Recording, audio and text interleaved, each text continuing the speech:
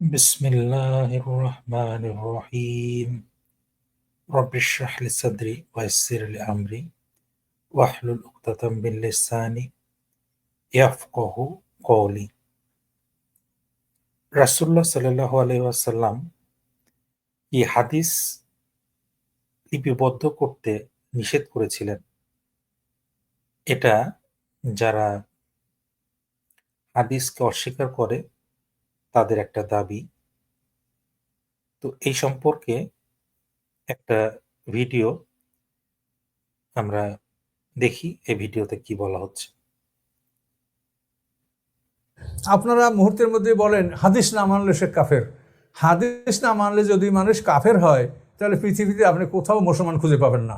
তার কারণ বিশুদ্ধ হাদিস যে যে হাদিসটি মুসলিম শরীফের দ্বিতীয় খণ্ডে যে হাদিসটি আল্লাহ রসুল উল্লেখ করেছেন, আন আবি সাইদিন খুদরি আন্না রসুল্লাহ। আচ্ছা, এখানে একজন মাওলানা মোজাম্মেল হক বলা হয় উনি আহলে কোরআন। তো আসলে আহলে কোরআন এই শব্দটা অর্থ হচ্ছে যে কোরআনের অনুসারী। আমরা সবাই তো কোরআনের অনুসারী। আমরা নিজেরাও কোরআনকে অনুসরণ করি। কিন্তু আসলে কথা হচ্ছে যারা আমাদের দেশে যাদের আহলে কোরআন বলা হয়, তারা হাদিসকে অস্বীকার করেন। হাদিস তারা মানেন না। তো আসলে তাদের আহলে কোরআন বলা উচিত না, বরং বলা উচিত মুনকারে হাদিস বা হাদিস অস্বীকারী। তো উনি এই ভিডিও ১ম এ আমরা দেখছি যে উনি কিন্তু হাদিস থেকে উদ্ধৃতি দিচ্ছেন। বলছেন যে এটা বিশুদ্ধ হাদিস। তাহলে বিশুদ্ধ হাদিস কিন্তু আ সেটা রেফারেন্স দিয়ে উনি কথা বলছেন। তাহলে যারা বলেন যে হাদিস তারা অস্বীকার করেন, আসলে তারা কিন্তু হাদিসের রেফারেন্স দিয়ে তারা কথা বলেন। তাহলে বুঝতে হবে যে তারা সব হাদিস কিন্তু অস্বীকার করেন না। আসলে সব হাদিস অস্বীকার করার কোনো সুযোগ নেই।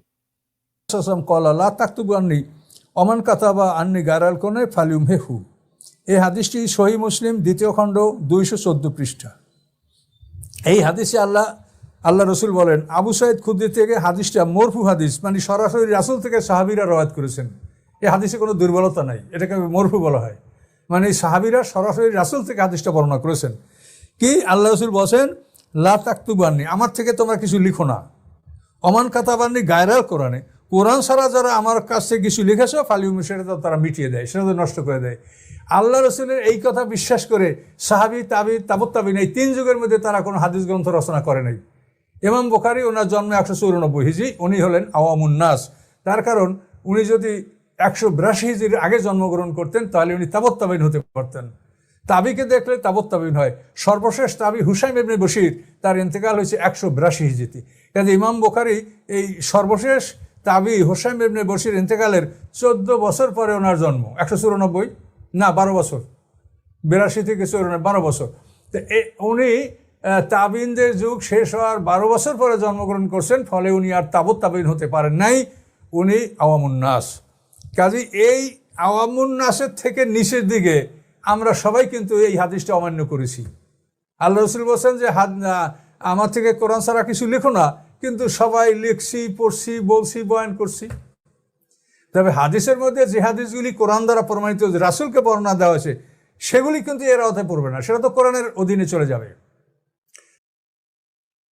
আচ্ছা, তাহলে উনার কথা অনুযায়ী যে হাদিসে উল্লেখ আছে যে রাসূল সাল্লাল্লাহু আলাইহি ওয়াসাল্লাম বলেছেন সহিহ হাদিস অনুযায়ী যে কোরআন ছাড়া অন্য কিছু লিপিবদ্ধ না করার জন্য তিনি সাহাবীদেরকে এই নির্দেশ দিয়েছিলেন। কিন্তু তারপরেও বলা হচ্ছে যে মানুষ এরপরও হাদিস লিখেছে, হাদিস বর্ণনা করেছে। এবং উনার যে হাদিস মানার ক্রাইটেরিয়া, উনি বলতে যাচ্ছেন যে কোরআনের সাথে মেলে যে হাদিসটা সেটাই শুধুমাত্র মানা যাবে। কিন্তু এখানে একটা জিনিস বুঝতে হবে যে কোরআনে কিন্তু শুধুমাত্র আল্লাহর বাণী আছে। এখানে রাসূল সাল্লাল্লাহু আলাইহি ওয়াসাল্লামের কোনো কথা নেই।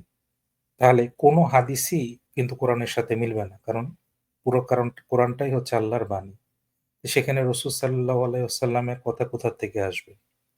তাহলে আমরা কোরআনের সাথে মিলায়ে কি হাদিস মানতে পারবো? এটা কখনোই সম্ভব না। কারণ কোরআনে রাসূল সাল্লাল্লাহু আলাইহি ওয়াসাল্লামের নিজস্ব কোনো কথাই নেই। আচ্ছা, তারপর আমরা শুনতে থাকি। তো এই জন্য আপনি যদি হাদিস অমান্য করলে মানুষ কাফের হয়, তো পৃথিবীতে আপনি মুসলমান কাকে পাবেন? কেউ মুসলমান নাই, সবাই তো হাদিস অমান্য করলো। তাহলে মুসলমান পাবেন ওই তিন যুগের লোক, সাহাবী তাবী তাবৎ তাবীন। এরা এই হাদিস মানে নাই, যার জন্য এরা কোনো গ্রন্থ রচনা করে নাই। ওই তিন যুগে কোনো হাদিসের কিতাব লেখা হয়নি। প্রথম যে প্রশ্নটি আমাদের এই সকল ভাইরা করে থাকেন সেটি হচ্ছে, নবী করিম সাল্লাল্লাহু আলাইহি ওয়াসাল্লাম তার জামানায় কোনো হাদিস সংকলন হয়নি, হাদিস লেখা হয়নি। হাদিস লেখা হয়েছে অনেক অনেক বছর পরে, 100 বছর পরে, দ্বিতীয় শতাব্দীতে হাদিস লেখা হয়েছে। সুতরাং যেই কিতাব, যেই বিষয়টি লেখা হয়েছে 100 বছর পরে, সেই বিষয়টি কখনো আমাদের জন্য অথেন্টিক সোর্স হতে পারে না, কখনো আমাদের জন্য দলিল হতে পারে না। এটি হচ্ছে একটা কমন প্রশ্ন। আমরা প্রথমে যে জবাবটি দিতে চাই সেটি হলো, আমাদের এ সকল ভাইয়েরা হাদিস মানতে চান না, বা হাদিসকে তারা অস্বীকার করেন, বা হাদিস মানার কোনো প্রয়োজনটুকুও তারা মনে করেন না। যেই হাদিসকে তারা দলিল হিসেবে মানতে নারাজ, সেই হাদিসকে দলিল হিসেবে পেশ করে, সেই হাদিসকে দলিল এই কথাটাই কিন্তু আমি বলছিলাম যে তারা হাদিস মানেন না, কিন্তু হাদিসকে দলিল হিসেবে পেশ করতেছেন এই হাদিসের বিরুদ্ধে। তাহলে এটা কেমন কথা হলো? হিসেবে পেশ করে অনেক সময় কিন্তু তারা আমাদেরকে ঘায়েল করতে চান। আমার প্রথমে যে জবাবটি দিতে চাই সেটি হলো, নবী করিম সাল্লাল্লাহু আলাইহি ওয়াসাল্লামের জামানায় হাদিস কিতাব আকারে সংকলিত হয়নি, গ্রন্থ আকারে সংকলিত হয়নি, এটা ঠিক আছে। বুখারী, মুসলিম, আবু দাউদ, তিরমিজি, ইবনে মাজাহ, এই ধরনের গ্রন্থ এটা সংকলিত হয়নি। কিন্তু নবীজি সাল্লাল্লাহু আলাইহি ওয়াসাল্লাম তার জামানায় হাদিস সংকলিত হয়নি, এই দাবিটি আসলে সঠিক নয়। আমরা এর সপক্ষে অনেক হাদিস আমরা এখানে পেশ করতে পারবো। আমি এখানে দুটি হাদিস উল্লেখ করছি, যাতে করে আমাদের আলোচনাটা অতি দীর্ঘায়িত না হয়, আমি সব বিষয়ে টাচ দিতে পারি। প্রথম যে হাদিসটি আমরা উল্লেখ করতে চাই, হাদিসটি সহিহ বুখারীতে এসছে, হাদিস নাম্বার 113 নম্বর হাদিস। তিরমিজিতে এসছে হাদিস নাম্বার 2668। عن وهب بن منبه رحمه الله عن أخيه وهو حمام بن منبه قال سمعت أبا هريرة رضي الله تعالى عنه يقول ليس أحد من أصحاب رسول الله صلى الله عليه وسلم أكثر حديثا عن رسول الله صلى الله عليه وسلم مني إلا عبد الله بن عمرو فإنه كان يكتب وكنت لا أكتب। এই হাদিসের মধ্যে স্পষ্টভাবে ব্যক্ত হয়েছে, ওয়াহাব ইবনে মুনাব্বিহ একজন তাবিঈ ছিলেন। তিনি বলেন, তিনি হাদিসটি বর্ণনা করেছেন তার ভাই হাম্মাম ইবনে মুনাব্বিহ। হাম্মাম ইবনে মুনাব্বিহ তিনি ছিলেন আবু হুরায়রা রাদিয়াল্লাহু তাআলা আনহু এর কাছের একজন ছাত্র, একেবারে নিকটের একজন মানুষ। ওয়াহাব ইবনে মুনাব্বিহ তার ভাই হচ্ছে হাম্মাম ইবনে মুনাব্বিহ, তিনি ছিলেন আবু হুরায়রা রাদিয়াল্লাহু তাআলা আনহু এর একদম কাছের একজন ছাত্র। তিনি বলছেন, সামিআতু আবু হুরায়রা রাদিয়াল্লাহু তাআলা আনহু, আমি আবু হুরায়রা রাদিয়াল্লাহু তাআলা আনহুকে বলতে শুনেছি, তিনি বলেছেন, ইয়াকুলু লাইসা আহাদুম মিন আসহাবি রাসূলিল্লাহি সাল্লাল্লাহু আলাইহি ওয়াসাল্লাম আকসার হাদিসান, সাহাবায়ে কিরামের মধ্যে আমার থেকে বেশি হাদিস আর কেউ জানেন না, বেশি হাদিস আর কেউ বর্ণনা করতে পারেন না, বেশি হাদিস আর কারো কাছে নেই। ইল্লা আব্দুল্লাহ ইবনু আমর, কেবলমাত্র আব্দুল্লাহ ইবনু আমর ইবনুল আস, এই সাহাবী ব্যতীত। কেন? ফাইন্নাহু কানা ইয়াকতুব ওয়া কুনতু লা আকতুব। আব্দুল্লাহ ইবনে আমর ইবনুল আস রাদিয়াল্লাহু তাআলা আনহুমা, তিনি হাদিস লিখতেন আর আমি হাদিস লিখতাম না। হাদিসটি কোন কিতাবের? সহিহ বুখারীর হাদিস। হাদিস নাম্বার কত? 113 নম্বর হাদিস। তাহলে এই হাদিসের মধ্যে স্পষ্টভাবে ব্যক্ত হয়েছে, এবং হাদিসটি বর্ণনা করেছেন কে? কোন সাহাবী? আবু হুরায়রা রাদিয়াল্লাহু তাআলা আনহু, যার ব্যাপারে, যার পরিচয় নতুন করে দেওয়ার কোনো কিছু নেই। সেই সাহাবী বলছেন যে আমার চেয়ে বেশি হাদিস একজন সাহাবী জানেন, যে সাহাবী হাদিস লিখতেন আর আমি হাদিস লিখতাম না। সুতরাং সাহাবায়ে কেরামের যুগে হাদিস লেখা হতো না, এই দাবিটি আসলে সঠিক নয়। 2 নম্বর, আমরা যে হাদিসটি পেশ,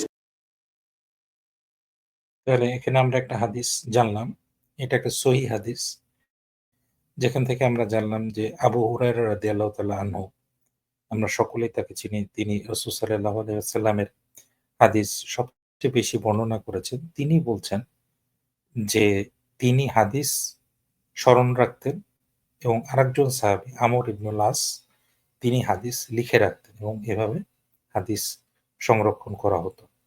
তাহলে হাদিস লিখে রাখার পক্ষে আমরা কিন্তু হাদিস পেলাম, প্রমাণ পেলাম। করতে চাই, হাদিসটি আবু দাউদে এসছে, হাদিস নাম্বার 36-46। আর আব্দুল্লাহ ইবনে আমর ইবনে নাস, একটু পূর্বে যার হাদিসটি আমরা উল্লেখ করলাম, এই হাদিসটিও তার থেকে বর্ণিত। তিনি বলেন, কুনতু আকতুবু কুল্লা শাইইন আসমাউহু বিরাসূলিল্লাহি সাল্লাল্লাহু আলাইহি ওয়াসাল্লাম উরিদু হিফযা।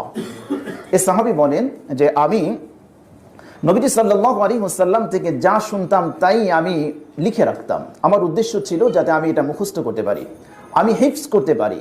হাদিস মুখস্থ করার জন্য আমি সবকিছু লিখে রাখতাম। ফানাহাতনি কুরাইশুন وقالوا أتكتب كل شيء تسمعه ورسول الله صلى الله عليه وسلم بشر يتكلم في الغضب والرضا।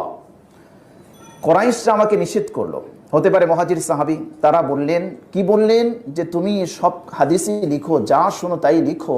নবীজি সাল্লাল্লাহু আলাইহি ওয়াসাল্লাম তিনি একজন মানুষ, তিনি কখনো ভালো অবস্থায় থাকেন, অর্থাৎ রাগান্বিত কখনো থাকেন, আবার কখনো খুশি মনে থাকেন। তো রাগান্বিত অবস্থায় যদি কখনো কথা বলেন, সেগুলো তুমি লিখে রাখো, লিপিবদ্ধ করো, এটা তো উচিত না, এটা ঠিক নয়। ফাআমসাকতু আনিল কিতাব। এ সাহাবী বলেন যে তখন আমি হাদিস লেখা থেকে কিছু বিরতি দিলাম, মানে আমি কিছুটা অফ থাকলাম, লিখলাম না। কিন্তু আমার মনের ভিতরে এটা ভালো লাগছে না যে আমি নবী করিম সাল্লাল্লাহু আলাইহি ওয়াসাল্লামের শব্দমালা, তার বাণী, তার বাক্য, এগুলো আমি মুখস্থ করার জন্য লিখি, আর কুরাইশরা আমাকে নিষেধ করে। আমি গিয়ে ফাযাকারতু যালিকা লিরাসূলিল্লাহি সাল্লাল্লাহু আলাইহি ওয়াসাল্লাম, আমি নবীজির কাছে গিয়ে জিজ্ঞেস করলাম, বিষয়টা উপস্থাপন করলাম, ইয়া রাসূলুল্লাহ, আমি তো আপনার সব কিছুই লিখে রাখতাম, আপনি যা বলতেন, কিন্তু কুরাইশরা তো আমাকে এই জিনিস লিখতে নিষেধ করে, আমি এখন কি করব? ফাআউমা বিউসবুইহি ইলা ফিহি ফাকালা। নবীজি সাল্লাল্লাহু আলাইহি ওয়াসাল্লাম তার মুখের দিকে আঙ্গুল দ্বারা ইশারা করলেন, ফাআউমা, ইশারা করলেন, বিউসবুইহি, আঙ্গুল দিয়ে, ইলা ফিহি, তার মুখের দিকে। ফাকালা উকতুব ফাওয়াল্লাযী নাফসি বিয়াদিহি মা ইয়াখরুজু মিনহু ইল্লা হাক্কুন। তিনি আমাকে নির্দেশ দিলেন, উকতুব, তুমি লিখো, তুমি লিখতে থাকো, ওই সত্তার কসম যার হাতে আমার প্রাণ, আমি মুহাম্মদুর রাসূলুল্লাহ সাল্লাল্লাহু আলাইহি ওয়াসাল্লাম, আমার জবান থেকে সত্য ছাড়া কখনো মিথ্যা বের হয় না। বলেন না সুবহানাল্লাহ, আল্লাহু আকবার। এত স্পষ্ট বক্তব্য, এবং দুটো হাদিসে সহিহ বুখারী। আমরা এখানে আরেকটা হাদিস পেয়ে গেলাম, যেখানে আমর ইবনুল আস তিনি নিজেই হাদিসটা বর্ণনা করছেন, কারণ তিনি আবু হুরায়রা রাদিয়াল্লাহু তাআলা আনহুর ভাষ্য অনুযায়ী তিনি সবচেয়ে বেশি হাদিস লিখে রাখতেন। তো তিনি নিজেই এই হাদিসটা বর্ণনা করছেন, এবং তিনি বলছেন যে তিনি রাসূল সাল্লাল্লাহু আলাইহি ওয়াসাল্লামের হাদিসগুলো লিখে রাখতেন, এবং রাসূল সাল্লাল্লাহু আলাইহি ওয়াসাল্লাম স্বয়ং তাকে পারমিশনটা দিয়েছিল। তাহলে এই দুটি হাদিস থেকে আমরা পরিষ্কার জানলাম যে রাসূল সাল্লাল্লাহু আলাইহি ওয়াসাল্লামের জামানায় হাদিস লিখে রাখা হতো। তাহলে তারা যে হাদিস না লেখার পক্ষে যে হাদিস পেশ করলো, তেমনি ভাবে এখানে দুটি হাদিস পেশ করা হলো হাদিস লিখে রাখার সপক্ষে। তাহলে তারা যদি একটা হাদিসকে প্রমাণ হিসেবে বা দলিল হিসেবে উপস্থাপন করে, তাহলে সেই ক্রাইটেরিয়া অনুযায়ী এই দুটি হাদিসকেও কিন্তু দলিল হিসেবে অবশ্যই গ্রহণ করতে হবে। হাদিসের ব্যাপারে তো কোনো কালাম নেই, কোনো কথা নেই। দ্বিতীয়ত আবু দাউদ শরীফের হাদিস। তাহলে নবীজি সাল্লাল্লাহু আলাইহি ওয়াসাল্লামের জামানায় হাদিস লেখা হতো না, এই দাবিটি সত্য নাকি মিথ্যা? আমরা দুটো হাদিস উল্লেখ করলাম, আরো বহু হাদিস উল্লেখ করা যাবে, আমরা ওদিকে যাচ্ছি না। 2 নম্বর, যেই প্রশ্নের মাধ্যমে আমাদের সরল মনা মুসলমানদেরকে, মুমিন ভাইদেরকে, আমাদের যে সকল ভাইয়েরা হাদিস মানতে চান না, এই প্রশ্ন দিয়ে তারা ঘায়েল করতে চান, এই প্রশ্ন দিয়েই তাদেরকে ধরাশায়ী করতে চান, এই প্রশ্ন দিয়েই নবীজি সাল্লাল্লাহু আলাইহি ওয়াসাল্লামের হাদিস মানা থেকে তাদেরকে বের করতে চান। সেটি হলো কি? প্রশ্ন, রাসূল করিম সাল্লাল্লাহু আলাইহি ওয়াসাল্লাম হাদিস লিখতে নিষেধ করেছেন, এমনকি লেখা থাকলে তা মুছে ফেলার নির্দেশও দিয়েছেন, সেজন্য হাদিস লেখা হয়নি। কাজেই হাদিস যদি দলিল হতো বা অবশ্যই মানার কোনো বিষয় হতো বা মানার কোনো আবশ্যকতা থাকতো, তাহলে অবশ্যই নবী করিম সাল্লাল্লাহু আলাইহি ওয়াসাল্লাম তা লিখে রাখার নির্দেশ দিতেন। খুব জটিল প্রশ্ন নয়? আমরা প্রথমে জিজ্ঞেস করতে চাই, নবী করিম সাল্লাল্লাহু আলাইহি ওয়াসাল্লাম হাদিস লিখতে নিষেধ করেছেন, আপনি কিভাবে জানলেন? তারা দলিল হিসেবে পেশ করবে সহিহ মুসলিমের একটি হাদিস। সহিহ মুসলিমের হাদিসটা তারা পেশ করে না, তারা অন্য কিতাবের হাদিসটি পেশ করে। যেই হাদিসের কিতাবের মধ্যে পূর্ণাঙ্গ হাদিসটি আসেনি, আমি হাদিস আলোচনা করলে আপনাদের কাছে স্পষ্ট হবে, সেই হাদিসটি দিয়ে তারা দলিল পেশ করে। কিন্তু আমি যে হাদিসটি এখানে কোট করব এটি পূর্ণাঙ্গ হাদিস। তারা বলবে একটা হাদিসের মধ্যে এসছে লা তাকতুবু আন্নি, তোমরা আমার থেকে লিখো না, লা তাকতুবু আন্নি ওয়া মান কাতাবা আন্নি গায়রাল কোরআন, কোরআন ছাড়া অন্য কিছু যদি তোমরা লিখে থাকো তাহলে ফালইয়ামহুহু, সে যেন সেটা মুছে ফেলে। এতটুকু বাস, আর কিছু বর্ণনা করবে না।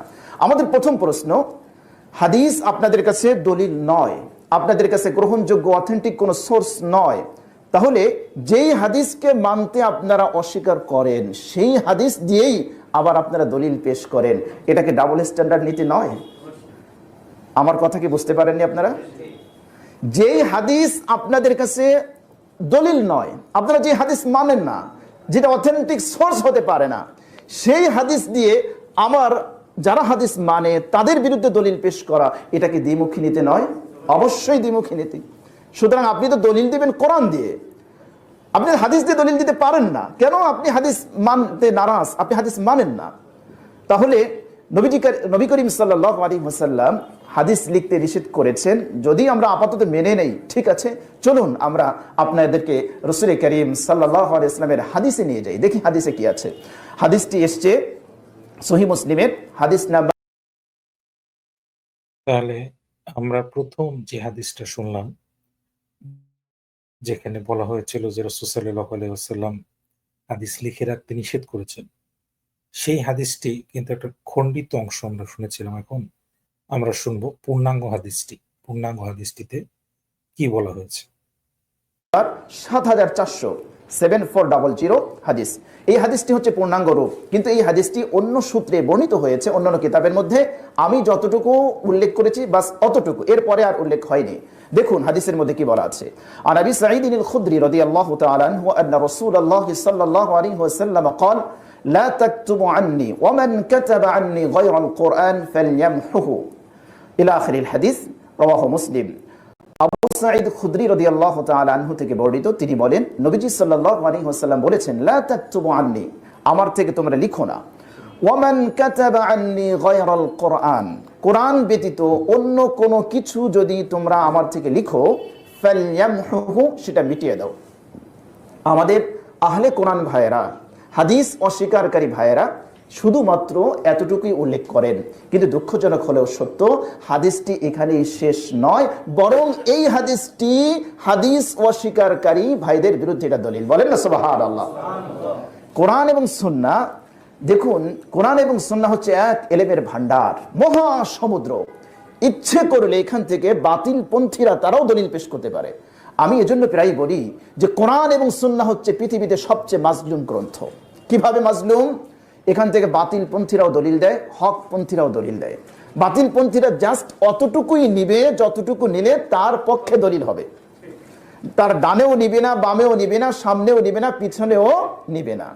আমার সরল মরা মুসলমান ভাই বোনেরা, তারা যেহেতু সব ক্ষেত্রে কোরআন এবং সুন্নাহর ব্যাপারে তাদের সামগ্রিক নলেজ নেই, জ্ঞান নেই, এজন্য তাদেরকে ধোঁকা দেওয়া, তাদেরকে প্রতারণা করা অতটুকু দিয়ে সহজ। তো হাদিসটি কিন্তু এখানে শেষ নয়। এরপরে দেখেন নবীজি কি বললেন, ওয়াহাদ্দিসু আন্নি, তোমরা আমার থেকে হাদিস বর্ণনা করো। শব্দটা মনে রাখবেন, ওয়াহাদ্দিসু আন্নি, তোমরা আমার থেকে হাদিস বর্ণনা করো। ওয়ালা হারাজা, কোনো সমস্যা নেই। ওয়ামান কাতাবা আলাইয়া মুতাআম্মিদান ফালইয়াতাবাওয়া মাকআদাহু মিনান নার, আর যে ব্যক্তি আমার ব্যাপারে কোনো মিথ্যা বলবে, যেটা আমি বলিনি সেটা আমার নামে চালিয়ে দিবে, যে হাদিস আমি রাসূল বলিনি কিন্তু আমার নামে চালিয়ে দিবে, সে যেন জাহান্নামে তার ঠিকানা বানিয়ে নেয়। নাউযুবিল্লাহ। দেখুন আমাদের প্রশ্ন হলো, ওয়াহাদ্দিসু আন্নি, ইম্পারেটিভ সেন্টেন্স, নির্দেশ সূচক বাক্য। নবীজি আমাদেরকে নির্দেশ দিয়েছেন হাদিস বর্ণনা করতে। স্বয়ং নবীজি যদি আমাদেরকে নির্দেশ দেন, আপনি বললেন যে নবীজি হাদিস লিখতে নিষেধ করেছেন, প্রথম অংশ আপনি দলিল দিলেন, আমরা আপনাদের কাছে জানতে চাই, প্রশ্ন রাখতে চাই, একই হাদিস, সহিহ মুসলিমের হাদিস, যে ব্যাপারে কোনো কালাম নেই, সেই হাদিসের প্রথম অংশটা আপনার জন্য দলিল হবে, দ্বিতীয় অংশটা এমন কি দোষ করলো যে আপনি সেটাকে দলিল হিসেবে নিতে পারবেন না? কেন ভাই এই দ্বিমুখ নীতি? ওয়াহাদ্দিসু আন্নি, এটাই হাদিস বর্ণনা করার দলিল, এটাই হাদিস আমাদের জন্য অথেন্টিক সোর্স। তা না হলে নবীজি বলতেন না যে আমার থেকে তোমরা হাদিস বর্ণনা করো। হাদিস বর্ণনা করার ফাজাইল বহু আছে, আমরা ওদিকে যাচ্ছি না, আমরা শুধু দলিলটা এখানে উল্লেখ করছি। তাহলে আমাদের প্রথম কথা হলো এই হাদিসই হাদিস বর্ণনা করার দলিল, বরং আপনার সপক্ষে দলিল নয়, আমাদের হাদিস অস্বীকারী ভাইদের সপক্ষের দলিল নয়, বরং এটা তার বিপক্ষের দলিল। তাহলে আমরা যখন পূর্ণাঙ্গ হাদিসটি জানলাম, তখন আমরা দেখলাম যে রাসূল সাল্লাল্লাহু আলাইহি ওয়াসাল্লাম কিন্তু বলেছেন যে তার পক্ষ থেকে হাদিস বর্ণনা করার জন্য, এবং এতে কোনো সমস্যা নেই। এবং তিনি আরো বলেছেন যে কেউ যদি তার নামে মিথ্যা কথা বলে তাহলে সে অবশ্যই গুনাহগার হবে। তো অবশ্যই আমরা যেটা মিথ্যা হাদিস, জাল হাদিস, সেটা আমরা গ্রহণ করব না। কিন্তু যেটা সঠিক হাদিস সেটা আমরা গ্রহণ করব। এবং রাসূল সাল্লাল্লাহু আলাইহি ওয়াসাল্লামের সাহাবীরা এবং তার পরবর্তীতে যারা এসেছেন তারা সঠিকভাবেই তার নির্দেশ মতোই হাদিস বর্ণনা করেছেন, এবং সেই হাদিসগুলাই আমরা জানি, আমরা শিখছি। সুতরাং হাদিস অস্বীকার করার কোনো সুযোগ নেই, এবং হাদিস অস্বীকার করার জন্য যে হাদিসটি পেশ করা হয় সেটি পূর্ণাঙ্গভাবে পেশ করা হয় না। পূর্ণাঙ্গ হাদিসে কিন্তু হাদিস বর্ণনা করার কথা রাসূল সাল্লাল্লাহু আলাইহি ওয়াসাল্লাম অনুমতি দিয়েছেন। আসসালামু আলাইকুম।